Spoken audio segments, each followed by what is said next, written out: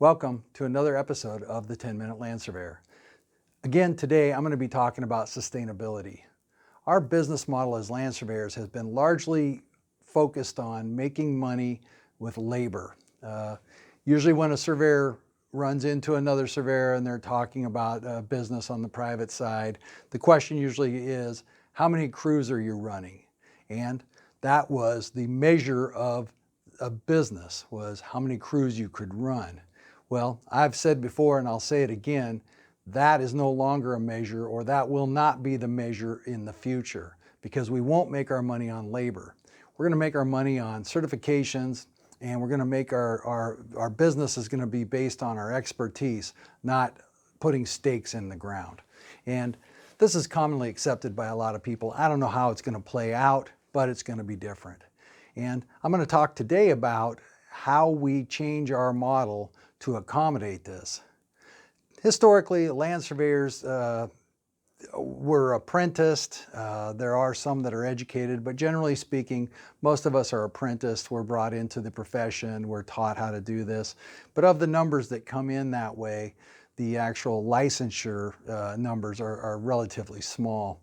And as you realize if you watch the other videos on no credential, no work, and the sustainability, that's going to have to change because we don't make our money on labor. So to give you a sense of things, one of the things I see is we need to look at our hiring model. Where do we get these folks, and who do we bring into the profession, and what is their capacity? Just to set the table for this, let's talk about where land surveyors fit into the scope of things. Currently, under the prevailing wage laws, a land surveyor makes about $51 an hour on the check, and they make about almost another $30 in fringe benefits. So a land surveyor with no credentials, working on a public works project, or being signatory to Local 3 or Local 12, they're costing the employer about $80, $81 an hour, depending on the jurisdiction. But generally speaking, that's where you are. So if you take $51 an hour, you extrapolate that over 2,080 hours, the surveyors are making, 105, 110, all the way up to about $130,000 a year. And that's not uncommon in the field world. And again, I don't believe that's sustainable. Let me tell you what I'm thinking about here.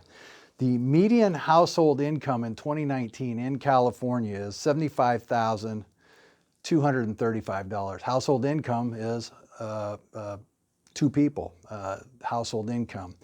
The median family income, and this was by USA Today in 2020, they came up with $91,377. So let's say that it falls between $75,000 and $90,000. So let's just say $80,000 a year or so. And the median and the average, those are different numbers. But if you look at the average income, according to the Census Bureau, for two people, the household income is $77,860. So again, it's about $80,000 a year. Well, a land surveyor is making considerably more than that in many jurisdictions on public works, prevailing wage jobs, or being signatory. Is that sustainable? I don't know. I was reading online and doing the research for this, that one of the questions that came up is $70,000 a good salary in California?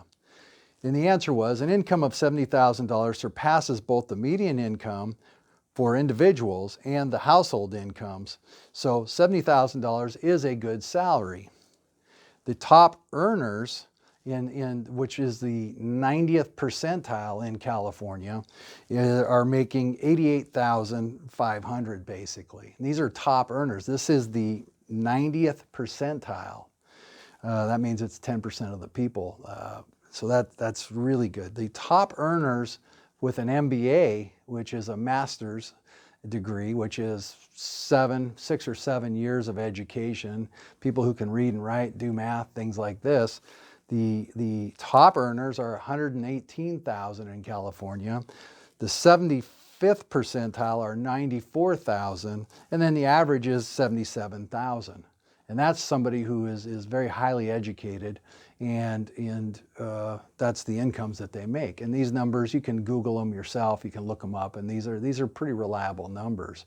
So how does a land surveyor, field only, no LSIT, no LS, no prospect of doing that, 40 years old, how does that fit in? Do you see that as being sustainable? And the answer is probably not. However, what I see is an opportunity here for us to sustain what we've already carved out. And if we're not going to make our money off of labor and using staff and these kind of things, how are we going to do it? Well, with certifications, with knowledge. Does the average field person, signatory or not, doesn't matter, working prevailing wage, do they understand the difference between epics? Can they post-process GPS? What are their skill sets, and what are the comparable skill sets? Because it's going to come down to skill sets and value. And as I've mentioned in the other videos, land surveying has become commoditized, and that means that a lot of people can measure really well. So if you're getting paid $100,000 plus to measure, if you're over 55, you'll make it under the wire. If you're 45, 40, 35, no way. So are you going to go to school when you have a mortgage and a car payment and a couple of kids at home and get an MBA for 6 years at 35? Probably not. You're just not in a position to do that lift. So what can you do? Well, you can take that experience that you have, you can piggyback onto that and get your LSIT and get your LS. And we're going to be moving this business model into expertise. And whether you use your LS to determine boundaries or to do adjustments or not, probably doesn't matter so much as long as you have these licenses and these certifications. Now your threat is deregulation. If you're just going to hang out and not be bothered with a 6-hour LSIT, you're not going to be able to command these kind of salaries in the future. So business owners, what do you do? Well, the future is in public works. The future is in infrastructure, and that's in the immediate, because we all know there's money coming down the pike for this, and a lot of these counties are built out, and we don't know what's going to happen. There's not a lot of land surveying work done for an ADU.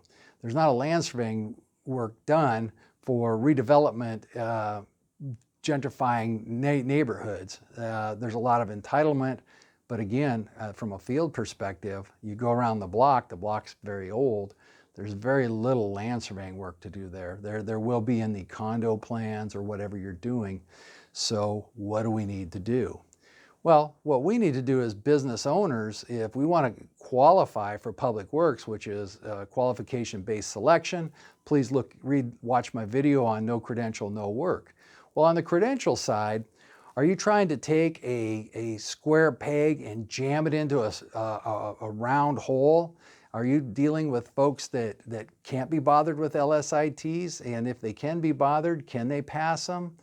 Well, you know, you need the right ingredients.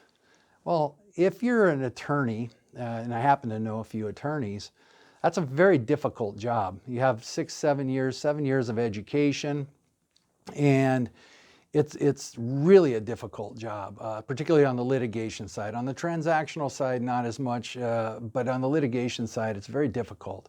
And the point being is, if you're going to be an attorney, you need to be and aspire to be more than an associate. You need to be upwardly mobile, which means you need to be able to write articles, you need to go on golf outings, you need to generate your own book of business, and there's some difficulty in that.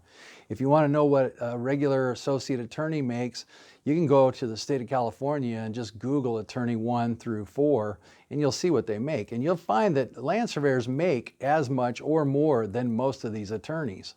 And the attorney job, if you're not cut out for it, is a difficult job.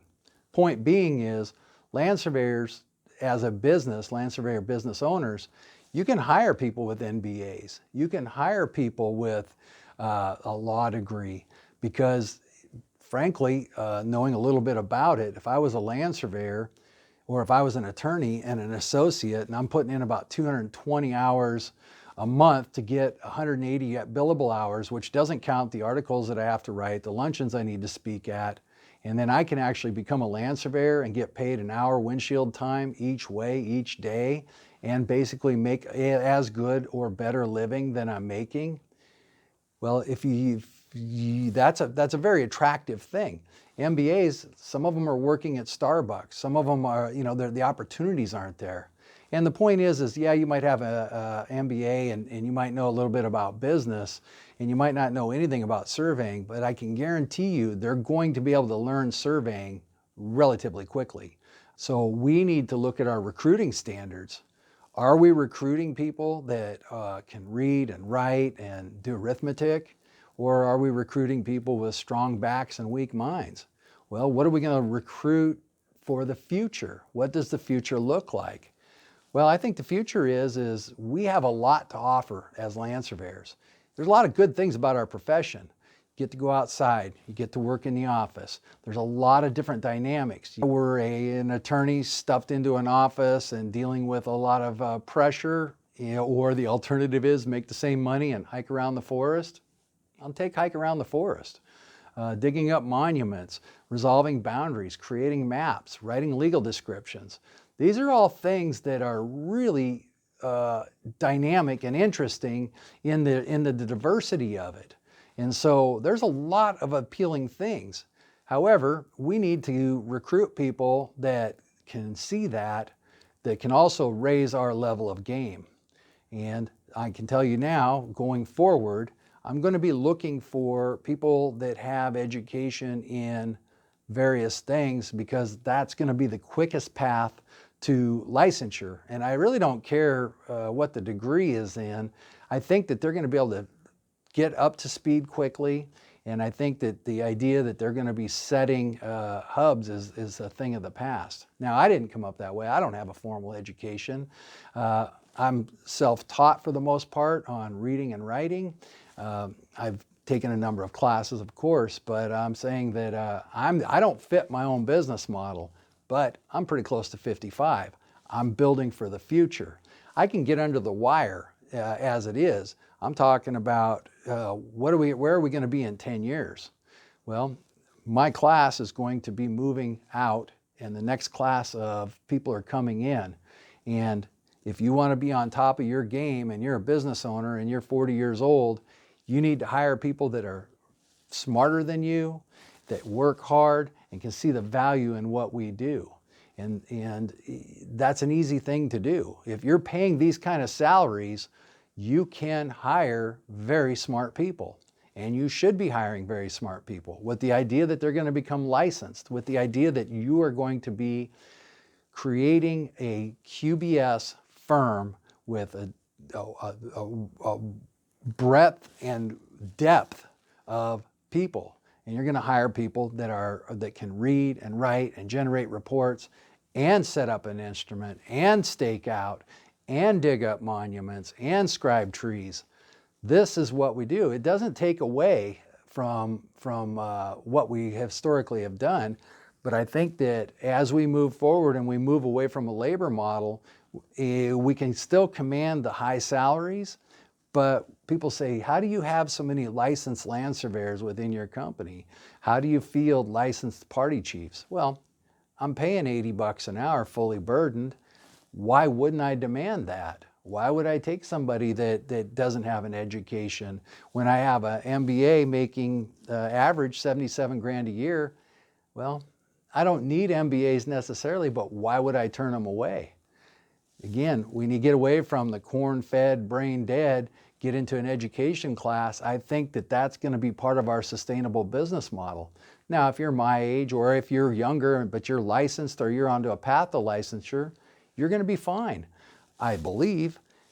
But we need to recruit for the future and we need to build on that future. So a sustainable business model based on the salaries that we can command in this state, we need to hire people that have a real depth and the ability to read and write and put our best foot forward. Because frankly, I'm not that person in many respects, and I can see the value in it. And that is my hot tip for today. It's time to put away the clown shoes, pack away the mini bikes, and build a sustainable future for the land surveying profession. Thank you and have a nice day.